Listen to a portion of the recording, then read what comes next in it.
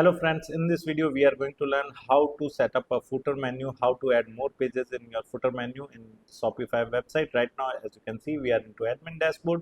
We will simply click on content, then menus, and here now we will click on footer menu, right?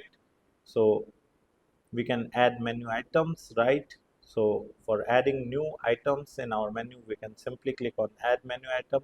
Then we can mention the label, like here I'm mentioning the label of privacy policy, and in the link we will simply select the page which is of privacy policy, right? So we can search for privacy, click on pages, select privacy policy page. Okay, in similar way you can add some more items right in the footer section, like you can mention the categories, and here you can select the collection, all collection link, right? So in this way you can simply click on save and create a footer menu in your Shopify website. If you want to learn digital marketing for free, then subscribe Digital Bikana YouTube channel right now.